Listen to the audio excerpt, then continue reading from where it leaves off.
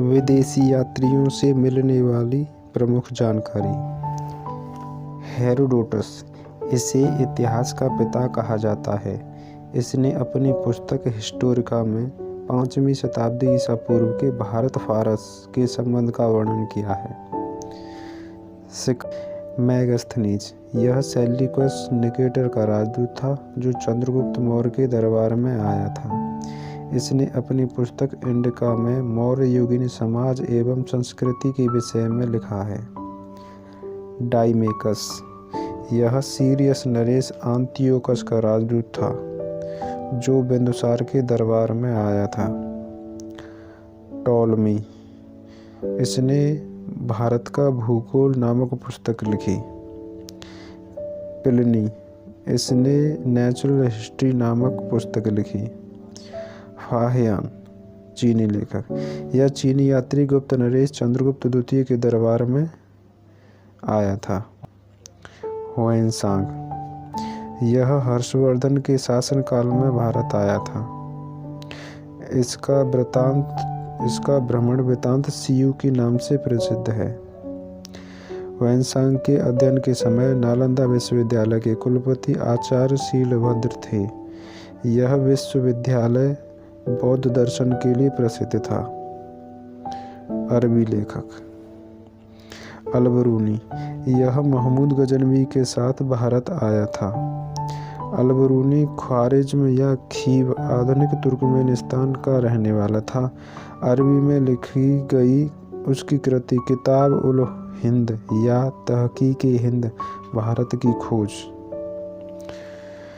Ibn Battuta, इसके द्वारा अरबी भाषा में लिखा गया उसका यात्रा वृत्तांत जिसे रिहला कहा जाता है। 1333 ईस्वी में दिल्ली पहुंचने पर इसकी विद्वता से प्रभावित होकर सुल्तान मोहम्मद बिन तुगलक ने उसे दिल्ली का काजी या न्यायाधीश नियुक्त किया। अन्य लेखक तारानाथ, इसने कंग्यूर तथा तंग्यूर नामक ग्रंथ की रचना की।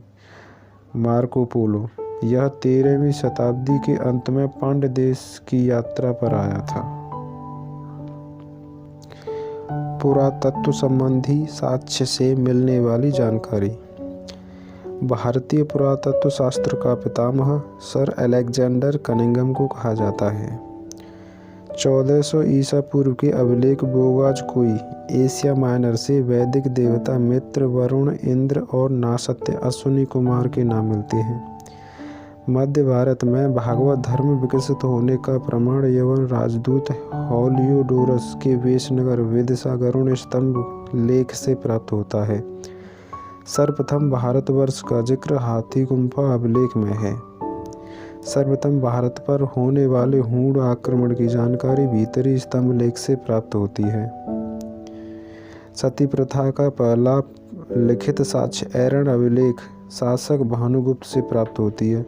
सातवाहन राजाओं का पूरा इतिहास उनके अभिलेखों के आधार पर लिखा गया है। रेशम बुनकर की श्रेणियों की जानकारी मंदसौर अभिलेख से प्राप्त होती है। कश्मीरी नवपाषाणिक पुरास्थल बुर्जहोम से गर्तावास गड्ढा घर का साक्ष्य मिला है। प्राचीनतम सिक्कों को आहत सिक्के कहा जाता है। इसी को साहित्य में कासार्पण कहा गया है।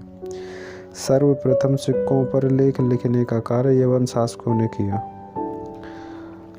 महत्वपूर्ण अभिलेख और शासक। हाथी गुम्फा अभिलेख कलिंग राजा खारवेल।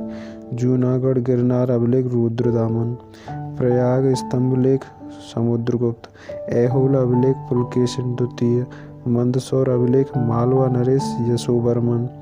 भीतरी एवं जूनागढ़ अभिलेख स्कंदगुप्त। अभिलेखों का अध्ययन एपिग्राफी कहलाता है। समुद्रगुप्त की वीणा बजाती हुई मुद्रा वाले सिक्के से उसके संगीत प्रेमी होने का प्रमाण मिलता है। अर्कमेड़ू पुदुचेरी के निकट से रोमन सिक्के प्राप्त हुए हैं। सबसे पहले भारत के संबंध बर्मा स्वर्णभूमि वर्तमान में म्यांमार, मलाया स्वर्णद्वीप, कंबोडिया कंबोज और जावा यवद्वीप से स्थापित हुए। उत्तर भारत के मंदिरों की कला की शैली नागर शैली एवं दक्षिण भारत के मंदिरों की कला शैली द्रविड़ शैली कहलाती है। दक्षिणापथ के मंदिरों के निर्माण में नागर और द्रविड़ दोनों शैलियों का प्रभाव पड़ा, अतः वेसर शैली कहलाती है। पंचायतन शब्द मंदिर रचना शैली से संबंधित है। एक हिंदू मंदिर तब पंचायतन शैली का कहलाता है जब मुख्य मंदिर 4 सहायक मंदिरों से घिरा होता है।